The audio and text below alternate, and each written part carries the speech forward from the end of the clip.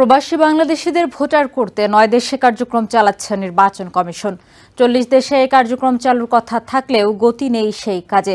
কেননা 40টি দেশে কার্যক্রম চালুর কথা থাকলেও প্রবাসীদের ভোটার করার কাজে এখনো 31টি দেশের নিবন্ধন পাওয়া যায়নি বলে জানা নির্বাচন কমিশনের জাতীয় পরিচয় নিবন্ধন অনুবিভাগের মহাপরিচালক ASM হুমায়ুন কবির। তিনি বলেন, শিগগিরই 12টি দেশে এই কার্যক্রম শুরু হবে। 2019 সালে প্রবাসীদের ভোটার করতে নানা পদক্ষেপ নেয় নির্বাচন কমিশন।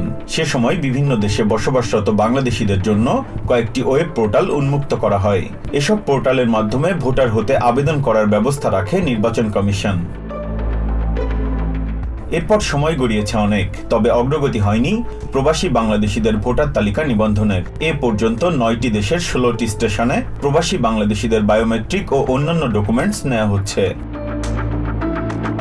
জাতীয় পরিচয় নিবন্ধন অনুবিভাগের তথ্য মতে এ পর্যন্ত 45,000 আবেদন পাওয়া গেছে। এর মধ্যে 29,000 জনের বায়োমেট্রিক গ্রহণ করা হয়েছে মিশন অফিসগুলো থেকে। এনআইডি উইং এর মহাপরিচালক জানান, 31টি দেশের দূতাবাসের অনুমোদনই মেলেনি এখনো। নতুন করে 12টি দেশে কার্যক্রম শুরুর আশা তার। প্রবাসীদের ভোটার হতে বেশি সময় লাগছে কেন, এমন প্রশ্নের জবাবে তিনি জানান, দূতাবাস ও নির্বাচন কমিশন এই দুই জায়গাতেই বিলম্ব হচ্ছে। এরপরও স্বল্প সময়ে সেবা দিতে ইসি তৎপর রয়েছে। Biprajit Chanda, TBN 24 news desk.